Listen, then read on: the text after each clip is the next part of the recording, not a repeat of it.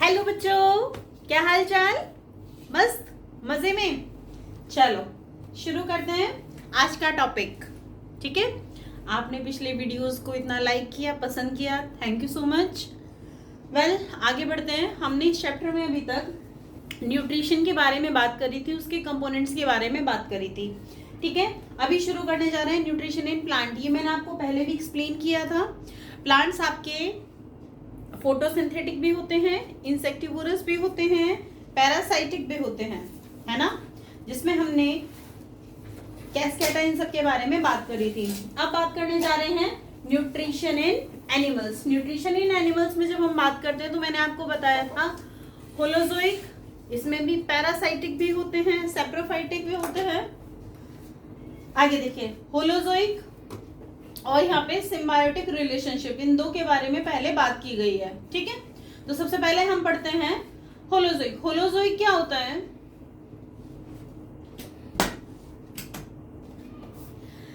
ऐसे जो pre prepared food को इनटेक करते हैं, उसे ले जाके डाइजेस्ट करते हैं। इस टाइप का जो न्यूट्रिशन होता है उसको हम बोलते हैं होलोजोइक मोड ऑफ न्यूट्रिशन। अब ये सॉलिड फॉर्म भी हो सकता है फूड का, लिक्विड फॉर्म भी हो सकता है, ये दोनों में से किसी भी फॉर्म को ले सकते हैं। क्लियर है? आपकी बुक में देखिए क्या कह रहे हैं।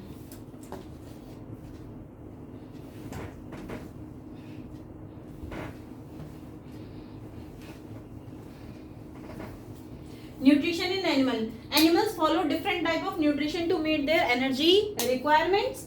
Animals show 4 type of major nutrition: holozoic, parasitic, saprophytic and symbiotic relationship. ठीक है, अब होलोजोइक क्या होता है, पैरासाइटिक क्या होता है, सेप्रोफाइटिक क्या होता है और सिम्बायोसिस क्या होता है, इन सबको हम पढ़ेंगे वन बाय वन करके। ठीक है, नंबर 1 न्यूट्रिशन इन प्लांट कैसा कैसा था? फोटोसिंथेटिक, पैरासाइटिक और number 3 insectivorous. Done.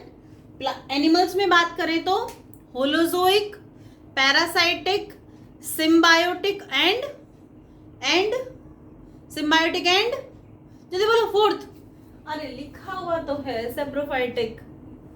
Holozoic, parasitic, saprophytic, symbiosis.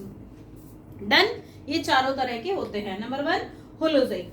In this mode of nutrition animal takes in the already made food either in liquid और in solid form. Animals क्या करते हैं, जो खाना पहले से बना हुआ है उसका इनटेक करेंगे। अब ये जो फूड है ये सॉलिड भी हो सकता है, ये लिक्विड भी हो सकता है। डन। अब इसका इनटेक किया, बॉडी में अंदर ले जाके उसको एक प्रॉपर मेथड से क्या किया, उसका डाइजेशन किया। ध्यान इधर, ध्यान इधर। ओके, ठीक है, तो हमने क्या किया, उनका इनटेक किया और उसको क्या किया, ब्रेक डाउन किया, और ब्रेक डाउन करने के बाद उससे क्या लिए, एनर्जी ली है। इस टाइप का जो न्यूट्रिशन होता है उसको हम बोलते हैं होलोजोइक न्यूट्रिशन। इसमें भी फर्दर कई टाइप के होते हैं। ये हम फूड कैसा ले रहे हैं, सिर्फ प्लांट बेस्ड ले रहे हैं, एनिमल बेस्ड ले रहे हैं, या दोनों से ले रहे हैं। जो सिर्फ और सिर्फ प्लांट बेस्ड फूड को लेते हैं, मींस जो सिर्फ और सिर्फ एनिमल्स के ऊपर फीड ऑन, प्लांट्स के ऊपर फीड ऑन करते हैं, इस टाइप के जो ऑर्गेनिज्म होते हैं इनको हम कहते हैं हर्बीवोर्स। क्या बोलते हैं? Herbivores. Herbivores, they are the animals that directly depend on plants for their food. अपने फूड के लिए डायरेक्टली किस पे डिपेंड करते हैं, किस पे डिपेंड करते हैं, प्लांट्स पे। They feed on grass, leaves, etc. They have teeth and digestive system suitable for eating and digest plant material. देखिए बेटा, आपने सेल्यूलोज के बारे में पढ़ा था। हमारी बॉडी में फाइबर होती है, हम जो फूड लेते हैं उसमें फाइबर होती है। वो फाइबर खुद तो डाइजेस्ट होती नहीं है, खुद तो डाइजेस्ट होती नहीं है, बट डाइजेशन में हेल्प करती है, फूड को बल्क करती है। ठीक है, स्टूल को पास कराने में मदद करती है। तो फाइबर ऐसा कंपोनेंट है आपके फूड का। अब ये जो फाइबर है एक्चुअल में ये क्या है, सेल्यूलोज, जो हम डाइजेस्ट नहीं कर सकते हैं। लेकिन वो एनिमल्स जो सिर्फ और सिर्फ प्लांट बेस्ड फूड लेते हैं, छोटा सा एग्जांपल लेते हैं, बफेलो, आपकी कैटल्स हैं, जो कैटल्स को हम क्या बोलते हैं, स्पेशली रूमिनर्स। इनके जो डाइजेस्टिव सिस्टम है, डाइजेस्टिव ट्रैक है, उसमें रूमिन देखने को मिलता है। अब र्यूमेन क्या होता है, पहले आपने देखा होगा ना इन जानवरों को जुगाली करते हुए, वो क्या करते हैं, पहले फूड का सारा क्या करते हैं, एक पाउच में भर लेते हैं और फिर दिन में बैठ के धीरे धीरे उस पाउच से क्या कर रहे होते हैं, फूड को निकाल रहे होते हैं और उसकी क्रशिंग कर रहे होते हैं और फिर उसको वो अंदर लेके जा रहे होते हैं। ठीक है, उनका जो इंटेस्टाइन यानी कि जो गट है उसकी भी जो आप ये कह लीजिए लेंथ है वो ज्यादा होती है। क्यों ज्यादा होती है, ताकि वो क्या कर सके, इसको ऑन मत कर, ये इसका ब्लूटूथ ऑन होगा तो गड़बड़ हो जाएगी। ठीक है, जो इनका जो गट रहता है उसकी भी लेंथ क्या होती है, लंबी होती है। क्यों, क्योंकि इनको सेल्यूलोज को डाइजेस्ट करना है। Is that clear? क्लियर है, समझ में आया? उनका फीडिंग है, वो खाते कैसे हैं कि पहले उन्होंने सारा खा लिया, एक पाउच में ले जाके स्टोर किया, स्टोर करने के बाद दिन में वो क्या करते हैं, धीरे धीरे उसको वापस लेके आते हैं, उसकी फिर से क्रशिंग कर रहे होते हैं और फिर उसका इंटेक करते हैं, फिर उसको स्वेलो करते हैं। स्वेलो करने के बाद उनकी जो गट है वो लंबी रहेगी ताकि वो सेल्यूलोज को आसानी से डाइजेस्ट कर सके। डन, आगे बढ़ते हैं। ठीक है, काउ गॉट इसका बहुत अच्छा एग्जांपल है, इसीलिए ये कह रहे हैं दे have teeth and digestive system. कैसा डाइजेस्टिव सिस्टम, जो सूटेबल होता है, जो प्लांट बेस्ड जो मटेरियल रहते हैं उनको डाइजेस्ट कर सके। समझ में आई बात? आगे चले, कार्निवोर्स, फ्लैश ईटर, मांस खाते हैं जो, है ना, जैसे लॉइन है, ये सारे। प्रे, प्रीडेटर, इस तरह का रिलेशनशिप होता है उनमें। प्रे समझते हो, शिकार, प्रीडेटर शिकारी। ठीक है, चलो आगे बढ़ते हैं। दे आर फ्लैश ईटर, ये मांस खाने वाले होते हैं। दे feed on other animals for their energy demand, ये एनिमल्स पे फीड ऑन करते हैं। दे हैव शार्प टीथ, उनके टीथ कैसे होते हैं, शार्प होते हैं, और उनका जो डाइजेस्टिव सिस्टम होता है वो इस तरीके के रहता है कि वो फ्लैश को इजीली डाइजेस्ट कर सके। They are also called predators and animals on which they feed are called prey. इनको हम शिकारी, प्रीडेटर भी बोलते हैं, और जिनके ऊपर ये खाते हैं, जिनको खाते हैं उनको हम बोलते हैं प्रे, शिकार। जैसे टाइगर एंड डियर, जिसमें टाइगर क्या हो जाएगा, प्रेडेटर, और डियर क्या हो जाएगा, प्रे। ऑमनिवोर्स, दोनों को खाते हैं हम एग्जाम्पल है उसका। They feed on both plants and animals, they have teeth and digestive system, meant to eat and digest both plant materials and flesh. मतलब इनका जो डाइजेस्टिव सिस्टम होता है ये ऐसा होता है कि ये दोनों को डाइजेस्ट कर सकता है। इनके टिथ भी उसी तरह होते हैं और इनका डाइजेस्टिव सिस्टम भी इसी तरह के होते हैं। ठीक है, सिम्बायोटिक रिलेशनशिप, सिम्बायोसिस में समझ में आता है, हाँ या ना? चलो इसको आप ऐसे समझते हैं। कोरल्स देखें, कोरल रीफ, कोरल्स देखे आपने? नहीं? अच्छा, ओशन की अगर मैं बोलूं कि समुद्र, महासागर, इनकी एक अपने माइंड में इमेज ड्रॉ करो तो क्या समझ में आता है? तो क्या समझ में आता है कि ब्लू ब्लू कलर का वाटर होगा, उसमें कलरफुल प्लांट्स होंगे, कलरफुल फिशेस होंगी। ये समझ में आता है? ये समझ में आता है ना? यहाँ के बैठ जाओ। देखो, एक आपको इमेज दिखाती हूँ सबसे पहले। आप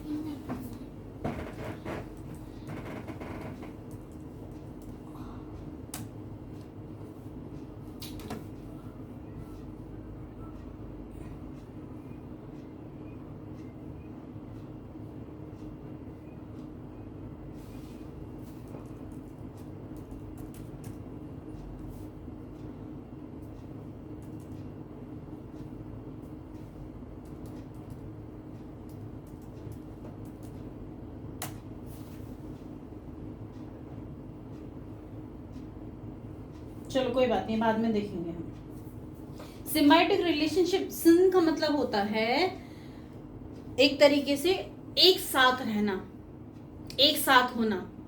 ठीक है, जैसे इसका आप ऐसे समझो, जैसे यहाँ पे देखो एक ग्रास है, ये एफिड नाम की एक ग्रास है। ये एफिड ग्रास क्या करती है बेटा, अपने अंदर से शुगरी सब्सटेंस निकाल रही होती है। शुगरी सब्सटेंस, मीठा मीठा, जिसकी वजह से ये चींटियां इसके ऊपर आती हैं और इस शुगरी सब्सटेंस को खाती हैं। अब इससे फायदा क्या हुआ? देखो, चींटियों को तो क्या मिल गया? खाना। और इस ग्रास को मिली प्रोटेक्शन, इस ग्रास को मिली प्रोटेक्शन, इस ग्रास को मिली प्रोटेक्शन। कैसे? जब इसके ऊपर चींटियां होंगी तो इसे बाकी के जानवर खाएंगे नहीं, ये बच जाएगी। तो ग्रास ने क्या किया? चींटी की हेल्प करी, और चींटी ने क्या किया? ग्रास की हेल्प करी, घास की हेल्प करी। समझ में आ रहा है? तो आपस में जो इस टाइप का जो रिलेशनशिप होता है इसको हम बोलते हैं सिम्बायोटिक रिलेशनशिप। इसी तरीके से कोरल्स होते हैं। कोरल्स क्या कर रहे होते हैं कि जूज़ैंथले एल्गी होती है बेटा एक, ठीक है? जूज़ैंथले एल्गी कलरफुल एल्गी होती है, और कोरल्स जो रहते हैं वो ऑर्गेनिज्म होते हैं जो आपके सॉल्टी वाटर में रहते हैं।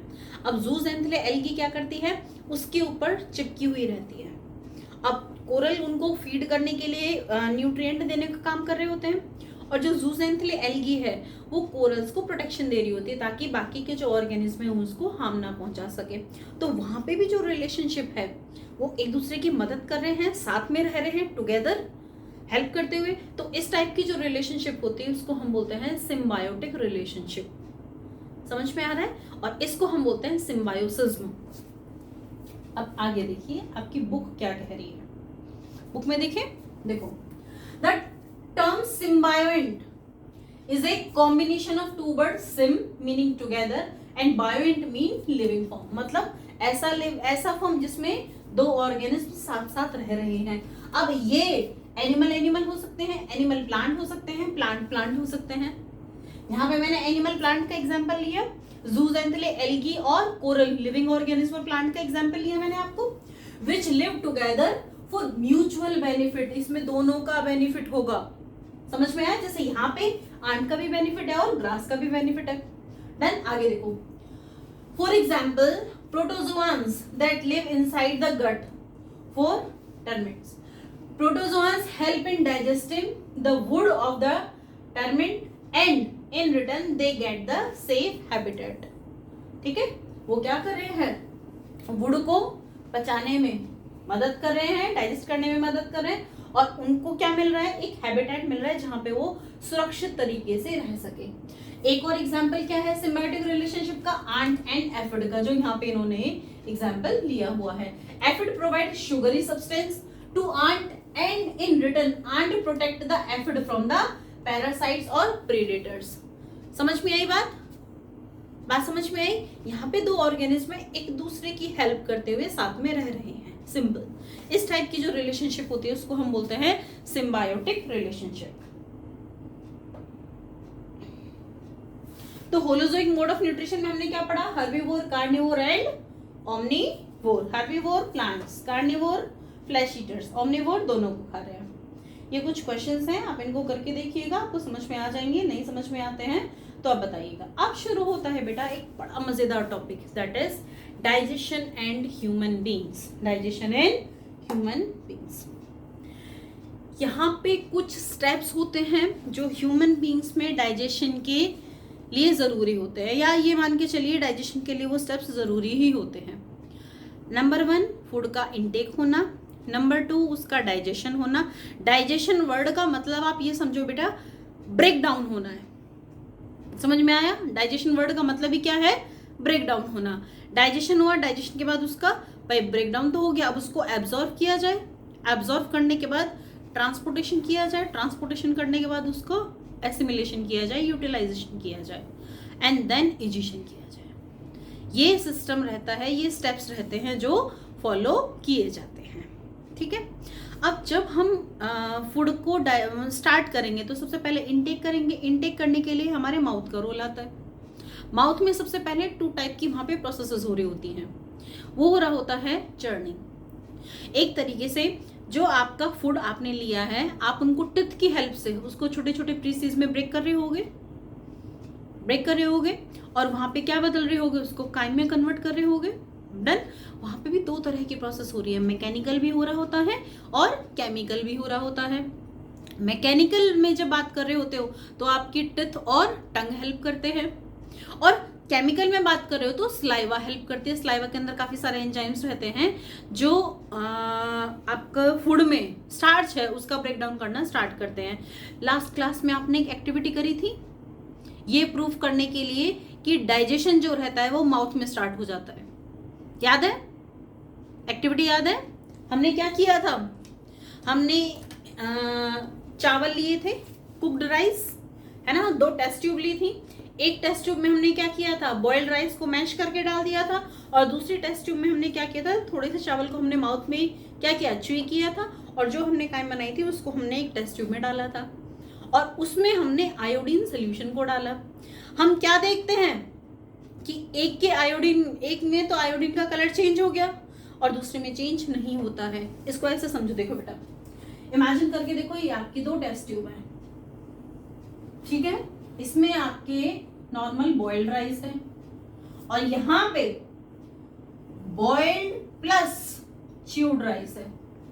जब आप इसमें भी आयोडीन सोल्यूशन डालते हैं और इसमें भी आयोडीन सोल्यूशन डालते हैं तो जो इसका कलर है ये तो चेंज हो जाता है, बट इसका कलर चेंज नहीं होता है। क्यों नहीं चेंज होता है?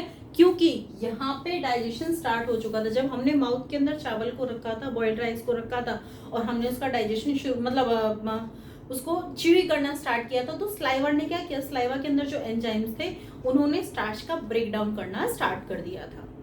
ये बस इसी चीज को शो कर रहा है। बात समझ रहे हैं आप? ओके, आगे बढ़ते हैं।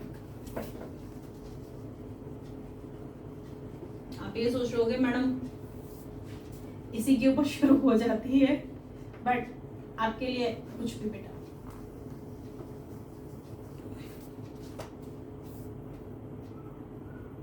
इस पे थोड़ा इरेज करना मुश्किल होता है।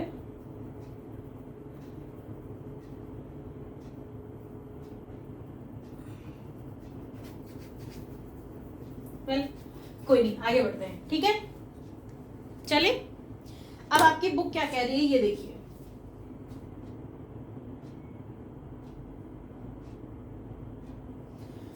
We have seen the previous section of this chapter that we need a food to get nutrients that are required for proper functioning of the body.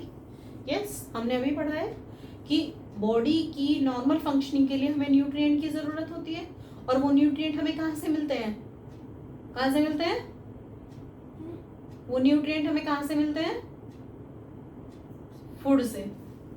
In order to make the food material absorbable, the digestive system plays a major role in break down the complex food particle into the simpler substance. सीधे बैठ जाओ, ठीक है? हम क्या देख रहे होते हैं कि जो हमारा डाइजेस्टिव सिस्टम है वो क्या कर रहा होता है? हमने जो भी फूड खाया होता है उसमें कॉम्प्लेक्स सब्सटेंसेस होते हैं, उनका ब्रेक डाउन कर रहा होता है और उनको सिंपलर सब्सटेंसेस में तोड़ रहा होता है। ये काम कर रहा होता है हमारा डाइजेस्टिव सिस्टम। क्लियर है? चलो आगे बढ़ते हैं। क्या क्या प्रोसेस रहती है? इजेशन का मतलब होता है इनटेक। इजेशन का मतलब होता है इनटेक करना।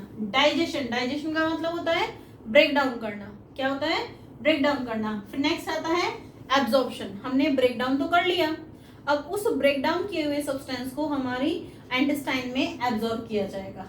एसिमिलेशन, यूटिलाइजेशन करना, जहां उन न्यूट्रिएंट की जरूरत है उसको हमने क्या कर लिया? यूटिलाइज कर लिया। इजेशन का मतलब होता है कि जो भी वेस्ट बना है उसको बॉडी से आउट करना। क्लियर है? क्लियर है?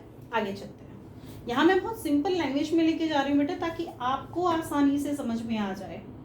ठीक है?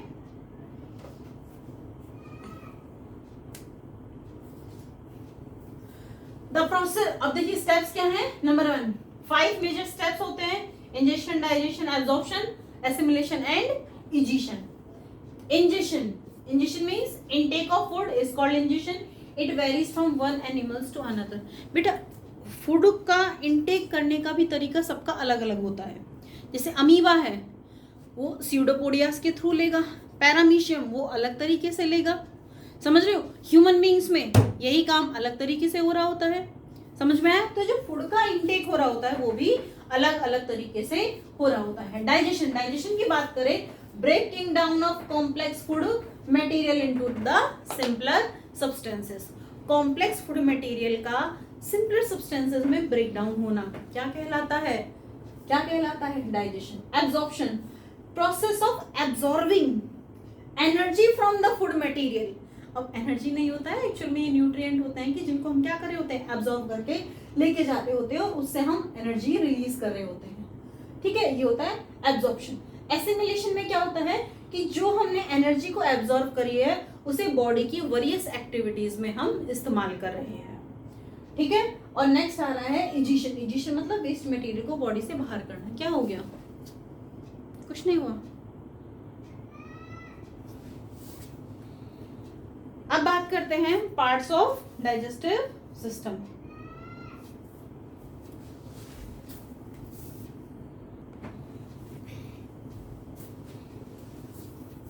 अब बात करते हैं part of human digestive system. जो ह्यूमन का डाइजेस्टिव सिस्टम है उसके कौन कौन से पार्ट होते हैं? माउथ से लेके एनस तक का पूरा जो ट्रैक रहता है उसको हम एलिमेंट्री कैनाल और गट कहते हैं. ठीक है, या डाइजेस्टिव ट्रैक बोलते हैं. डन. इसमें mouth, pharynx, oesophagus, stomach, small intestine, large intestine, rectum and then anus, ये प्रेजेंट होते हैं. ठीक है, सबकी फंक्शनिंग अलग अलग है. हर एक की फंक्शनिंग. नंबर 1 पे आ जाता है माउथ. माउथ क्या रहता है कि देखिए, माउथ फर्स्ट वो ऑर्गन रहता है जहां से डाइजेशन स्टार्ट होता है. माउथ के अंदर जो टिथ रहते हैं, टिथ जो रहते हैं वो मैकेनिकल डाइजेशन करने का काम कर रहे होते हैं. एक मस्कुलर टिश्यू प्रेजेंट होता है, मस्कुलर ऑर्गन रहता है जिसको हम टंग बोलते हैं. ये फूड के अंदर स्लाइवा को मिक्स करने में हेल्प कर रहा होता है. ठीक है, चलो. टिथ जो आपके रहते हैं वो incisors, canine, premolar and molar, ये प्रेजेंट होते हैं. इनके बारे में हम आगे पढ़ते हैं. सबके फंक्शनिंग अलग है. किसी का कट करना है, किसी का चर्न करना है, क्रशिंग करना है. सबका काम अलग अलग है. देखिए आपकी बुक क्या कह रही है. Digestion begin from the mouth. Mouth contains muscular, tongue, teeth, saliva etc. The food is chewed well with the help of teeth and get mixed with saliva with the help of tongue. बात समझ में आ गई? बात समझ में आई? Digestion mouth से शुरू हुआ. एक मस्कुलर ऑर्गन है टंग, टिथ है और वहां पे स्लाइवा है. डन. टिथ ने क्या किया? फूड को क्रश करने का काम किया. टंग ने स्लाइवा को मिक्स करने का काम किया. Human have 4 type of teeth: incisor, canine, premolar and molar. Incisor का काम होता है कटिंग करने का. कैनाइन का काम होता है टीयर करने का, फाड़ने का, चीर फाड़ करने का. ठीक है, और दो मोलर्स एंड प्रीमोलर्स क्या कर रहे होते हैं? क्रश कर रहे होते हैं उनको. ठीक है, आगे देखिए. Saliva is produce by the salivary gland. Salivary gland से जो स्लाइवा है वो प्रोड्यूस की जाती है. Saliva is the fluid that contains water, salt, mucus and digestive enzyme. ये सारी चीजें उसमें प्रेजेंट होती है. वाटर होगा, कुछ सॉल्ट होंगे, कुछ मिनरल्स होंगे और डाइजेस्टिव एंजाइम्स. क्लियर? ये डाइजेस्टिव एंजाइम्स होते हैं जिसको हम क्या बोलते हैं? अमाइलेज होता है. ये कार्बोहाइड्रेट्स के डाइजेशन में हेल्प करता है. पॉइंट टू बी नोटेड, जो आपको याद रखना है. कार्बोहाइड्रेट का डाइजेशन कौन करता है? Amylase enzyme. अमाइलेज एंजाइम कहां प्रेजेंट होता है? स्लाइवा में. डन. याद रखोगे?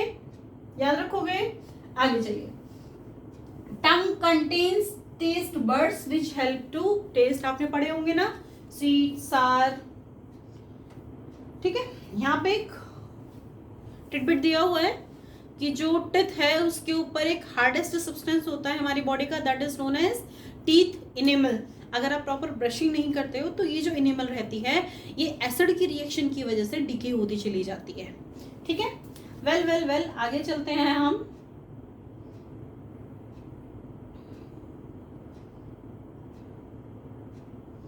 ये देखिए, ये आपके माउथ का स्ट्रक्चर है. ठीक है, ये टंग है. टंग बिटर, सार, सॉल्टी एंड स्वीट टेस्ट करने के लिए टेस्ट बर्ड्स होते हैं. टेस्ट का एरिया रहता है, आपने ये पिछली क्लास में बहुत अच्छे से पढ़ा होगा. ठीक है, अगर हम टिथ की बात करें तो ये जो फ्रंट वाले जो 4 टिथ आपको दिखाई दे रहे हैं इनको हम बोलते हैं इंसीजर्स. ठीक है, ये जॉ के फ्रंट वाले पार्ट पे रहते हैं, upper and down, situated at the front, flat होते हैं, स्ट्रेट होते हैं और शार्प एजेस होती हैं, इनकी जो एजेस होती हैं वो शार्प होती हैं, जिससे आप इजीली बाइट कर सकते हो और फूड को कट कर सकते हो। जैसे एप्पल वगैरह खाते हो तो आप सबसे पहले जो डाल रहे होते हो ना टिप, वो आपके कौन से होते हैं, इंसीजर्स होते हैं। नेक्स्ट आ रहा है कैनाइन। कैनाइन ये देख रहे हो, ये साइड में जो निकले हुए रहते हैं, ये आपके कहलाते हैं कैनाइन। हर एक जॉ में अबव भी और नीचे भी दो कैनाइन है, ऊपर भी दो कैनाइन है। ये क्या रहते हैं, either side of the incisor, incisors के दोनों तरफ प्रेजेंट होते हैं। ये वाला हिस्सा, ये क्या है आपके कैनाइन्स है, ठीक है। ये क्या कर रहे होते हैं, टीयर करने के लिए हेल्प करते हैं, ठीक है। ये पॉइंटेड होते हैं, पॉइंटेड टीथ होते हैं। नेक्स्ट आ रहा है प्रीमोलर, दोनों तरफ जॉ में फोर जो टीथ होते हैं, हर एक जॉ में 4 टीथ, दोनों साइड, ठीक है। और इनका काम क्या रहता है, क्रशिंग और ग्राइंडिंग का काम हो रहा होता है। ये जैसे आपने मान लीजिए चपाती खाए तो जो आप प्रेस कर रहे होते हो ना, च्यूई कर रहे होते हो, उसमें प्रीमोलर्स एंड मोलर्स रहते हैं जो क्या कर रहे होते हैं, क्रशिंग एंड ग्राइंडिंग का काम कर रहे होते हैं, ठीक है। आगे चलते हैं। अब बात आती है फेरिंग्स। फेरिंग्स क्या होता है, ये ट्यूब लाइक स्ट्रक्चर होता है जो माउथ को कनेक्ट कर रहा होता है किससे, ईसोफेगस से। ये वाला जैसे ये पूरा माउथ हो जाएगा आपका, और यहाँ पे ये और ये आपका ईसोफेगस है, यहाँ पे ईसोफेगस ये, इसको कनेक्ट करने के लिए कौन कर रहा होता है, फेरिंग्स होता है। ये जो ऑर्गन है ये क्या कहलाता है, फेरिंग्स होता है। ये एलिमेंट्री कैनाल, मैंने आपको बताया ना कि जो आपका डाइजेस्टिव ट्रैक है उसको एलिमेंट्री कैनाल भी बोलते हैं। फेरिंग्स जो रहता है वो ईसोफेगस पे ओपन करता है, जिसे हम क्या बोलते हैं, ग्लूट।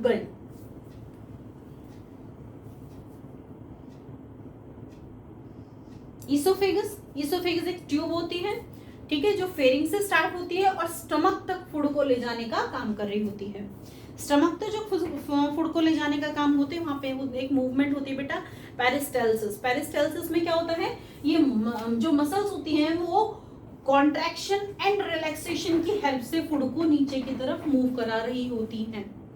समझ रहे हो, ये फूड की जो मूवमेंट होती है नीचे की तरफ, इसको हम बोलते हैं पेरिस्टालसिस मूवमेंट। आगे देखिए आपकी बुक क्या कह रही है, it is long muscular tube through which food reaches stomach.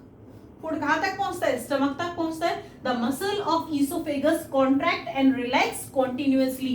ये कॉन्टिन्यूअसली मसल्स का रिलैक्सेशन एंड कॉन्ट्रैक्शन होता रहता है। This contracting and relaxing movement of oesophageal muscular muscle is called peristalsis movement. इस कॉन्ट्रैक्शन और रिलैक्सेशन की जो ये मूवमेंट है ना बेटा, जिसकी हेल्प से फूड नीचे की तरफ स्टमक की तरफ बढ़ रहा है, इसको हम क्या बोलते हैं, peristalsis. Peristalsis help in passage of food into the stomach, रास्ता आसान बनाती है, आराम से फूड नीचे पहुंच जाए। समझ में आया, तो ये होता है हमारा ईसोफेगस पेरिस्टालसिस मूवमेंट, ठीक है। जरा आप इस फिगर को अच्छे से समझिए।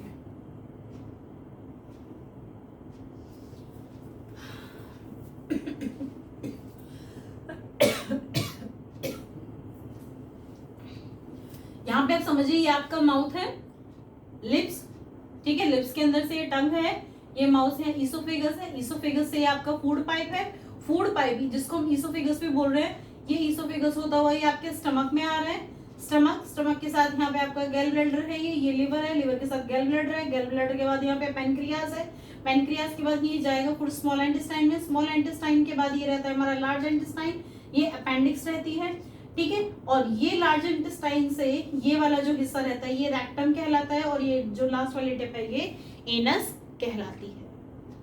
समझ में आया, तो ये रहता है हमारा डाइजेस्टिव ट्रैक्ट। एक चीज और समझिएगा, फेरिंग्स के साथ ही, ठीक है, वहीं पे आपके फूड पाइप और विंड पाइप दोनों की ओपनिंग होती है, ठीक है। एक मसल होती है जिसको हम क्या बोलते हैं, कोई बता सकता है कि वो कौन सी मसल है जो क्या बोलते हैं, फूड पाइप और विंड पाइप को अलग करने का काम करती है। वैसे ये स्प्लीन है, यहाँ पे देख रहे हैं, ये पैनक्रियास के जस्ट साइड में स्प्लीन होती है। स्प्लीन को ग्रेवयार्ड ऑफ आरबीसी बोलते हैं, ठीक है बेटा। एक इंसिडेंट है, मैं एग्जाम देने गई हुई थी और वहां मेरे से क्वेश्चन पूछा गया था, which organ of human body is known as graveyard of RBC. अब याद था ना, भूल गई, ठीक है ना, पढ़ाती हूँ, हर एक चीज़ है इसमें, मैकेनिज्म क्या होती है सब कुछ पता है, बट सामने इंटरव्यूअर बैठा हुआ है और उन्होंने मुझसे पूछ लिया, माइंड से स्लिप, ऐसा लगा पहली बार पढ़ा है, पहली बार नाम सुना है, बिल्कुल ब्लैंक थी। फिर उन्होंने मेरे से बोला कि अच्छा मैडम, डाइजेस्टिव सिस्टम में कौन कौन से ऑर्गन्स होते हैं, और जब मैं वन बाय वन करके बताती गई तो वहाँ पे मैंने स्प्लीन का भी जिक्र कर दिया। फिर उन्होंने बोला स्प्लीन का क्या काम है, मैंने कहा सर ये ग्रेवयार्ड ऑफ आरबीसी होती है हैं, और यहाँ से हीमोग्लोबिन को रिस्टोर करने का काम कर रही होती है, ये सब मैंने उनको बता दिया। बोले मैडम अभी तो आपसे 2 मिनट पहले यही चीज़ पूछी गई थी कि which organ is known as graveyard of RBC, तब तो आपने नहीं बताया। मैंने कहा सर बस मिक्स हो गया। तो कहने का मतलब क्या है कि जब कभी भी पढ़ रहे हैं तो प्रेजेंस ऑफ माइंड होना बहुत ज़रूरी है, और अपना जिक्र मैंने इसलिए किया ताकि जब कभी भी आपका स्प्लीन का जिक्र आए तो रितु मैडम की ज़रूर याद आए आपको, ठीक है। वेल, तो स्प्लीन क्या है, ग्रेवयार्ड ऑफ आरबीसी, ठीक है, याद रहेगा। ओके चलो,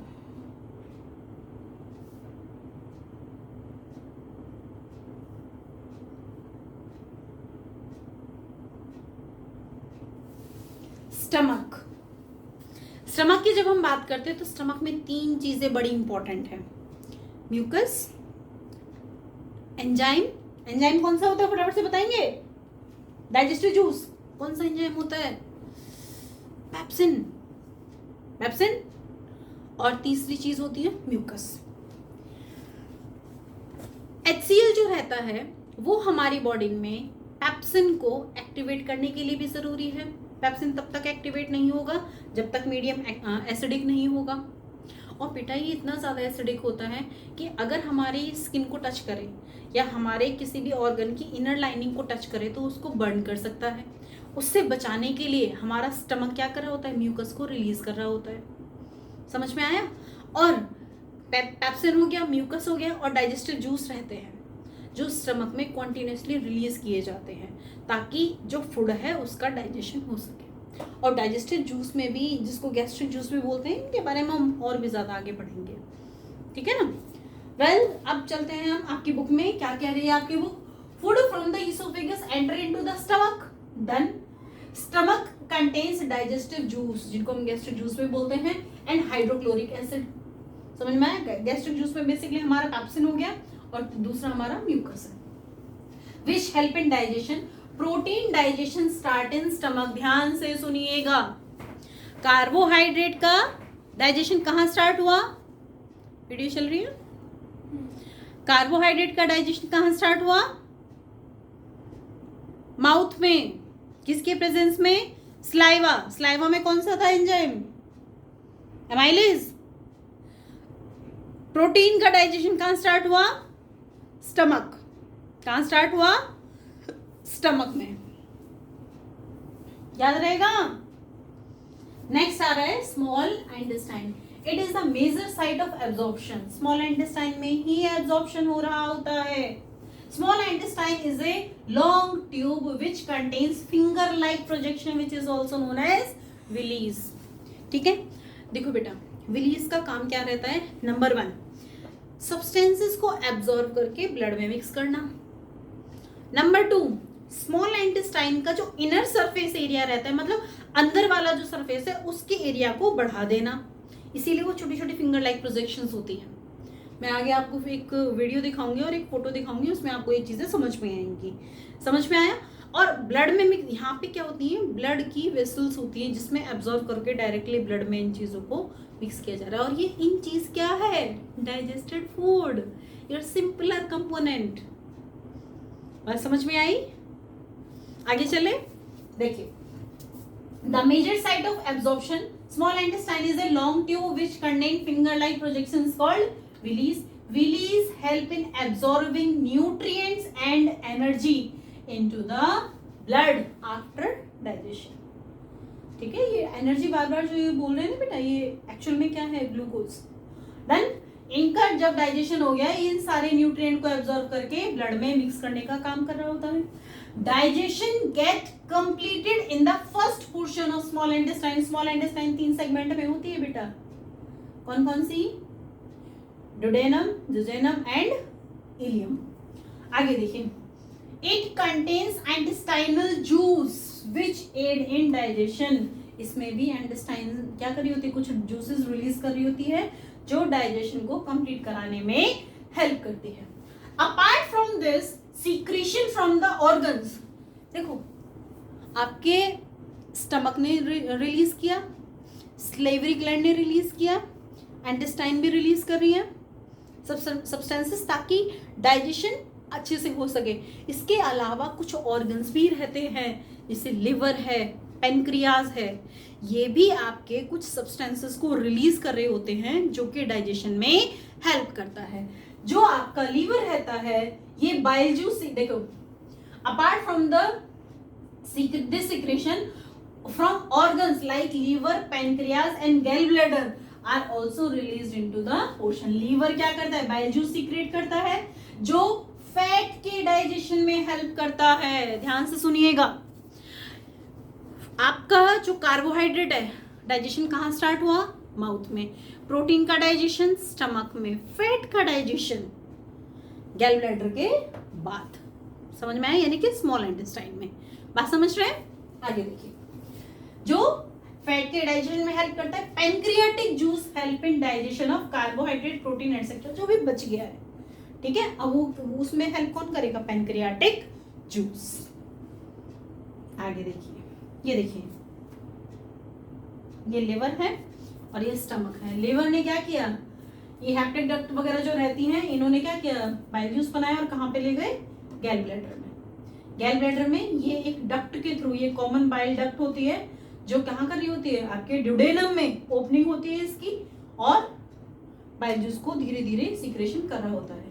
ये इंटेस्टाइन का फर्स्ट पार्ट ड्यूडेनम होता है. एंड स्मॉल इंटेस्टाइन 3 सेगमेंट में होती है बेटा. Duodenum, jejunum and ileum. तो सबसे फर्स्ट कौन सा आ रहा होता है? ड्यूडेनम. आगे बढ़े. Large intestine, it is long tube.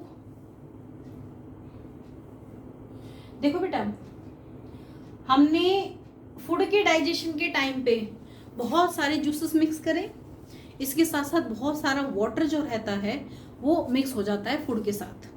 समझ में आया? अब इस जो फूड हमने मिक्स किए, अब हमने हमारे जो न्यूट्रिएंट है वो तो सारे के सारे ऑब्जर्व हो जाते हैं कहाँ पे? स्मॉल इंटेस्टाइन में. अब जो वाटर वाला कंटेंट बच जाता है वो एब्जॉर्व होता है लार्ज इंटेस्टाइन में. क्लियर है? आपकी बुक क्या कह रही है? देखिए. It is long tube where reabsorption takes place. Reabsorption मतलब पहले हमने वो न्यूट्रिएंट वगैरह को एब्जॉर्ब कर लिया, वाटर जो हमने फूड के अंदर मिक्स किया था अब उसका रीएब्जॉर्प्शन किया जा रहा है. Water is reabsorbed in the large intestine. Large intestine में क्या होता है? वाटर को रीएब्जॉर्ब किया जाता है और वाटर वापस से बॉडी के अंदर चला जाता है. ठीक है. रेक्टम, वाटर एब्जॉर्ब हो गया, बचा हुआ जो फूड सब्सटेंस है, जो वेस्ट है, वेस्ट बना है जो, अब वो कहाँ होता है? वो सारा का सारा रेक्टम में इकट्ठा कर दिया जाता है. एक स्मॉल सैक लाइक स्ट्रक्चर होता है जिसमें क्या हो रहा होता है? ये सारी की सारी चीजें स्टोर हो रही होती है और आप टेम्परेरी स्टोर होती है और फिर आप उसे क्या करते हो? इनस के थ्रू रिलीज आउट कर देते हो. मॉर्निंग में फ्रेश होते हो, है ना? वो एक्चुअल में क्या है? जो वेस्ट है वो बॉडी से बाहर किया जाता है.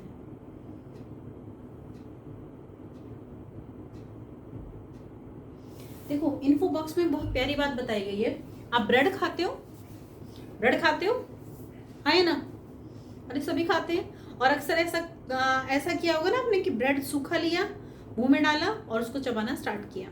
स्टार्टिंग में तो ब्रेड मीठी लगती नहीं है, लेकिन जैसे धीरे धीरे आप उसे चबाना स्टार्ट करते हो तो आपको उसमें एक स्वीट एंड टेस्ट आने लगता है, मीठा लगने लगता है.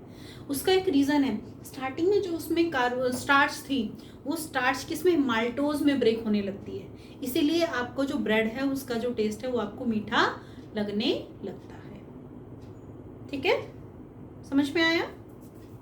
चलिए अब न्यूट्रिशन में क्या क्या, माउथ का क्या रोल है, स्मॉल इंटेस्टाइन का क्या रोल है, लीवर का क्या रोल है, ईसोफेगस का क्या रोल है, ये सारी की सारी चीजें वन बाय वन करके यहाँ पे बता रहे हैं। देखिए मैं जस्ट लाइन पढ़ूंगी, एक्सप्लेनेशन। देखिए the food is broken down into the small pieces by the teeth which help of the with the help of tongue. Food material gate mixed with the saliva and form bowls.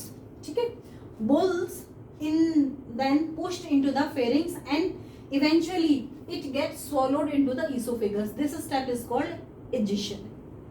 समझ में आया? Teeth की help से break down किया, टंग ने saliva को उसमें mix करने में हेल्प करी, डन, बोल बना। अब इसको पुश कर दिया गया इसोफेगस के थ्रू, किसमें, स्टमक में। इसको हमने क्या बोल दिया, egestion. Digestion is initiated into the mouth, mouth में डाइजेशन स्टार्ट कर दिया गया। एंजाइम माइलेज क्या कर रहा होता है, स्टार्च को जो शुगर है उसमें ब्रेक डाउन कर रहा होता है, डन, ठीक है। इसोफेगस, इसोफेगस में क्या, यहाँ इसोफेगस में किसी भी तरह का डाइजेशन नहीं होता है, ये सिर्फ और सिर्फ एक तरीके से कनेक्टिंग पाइप है जो माउथ को फेरिंग से कहाँ पे, स्टमक में ले जाने का काम कर रहा होता है, डन। किसकी हेल्प से, पेरिस्टालसिस मूवमेंट की हेल्प से।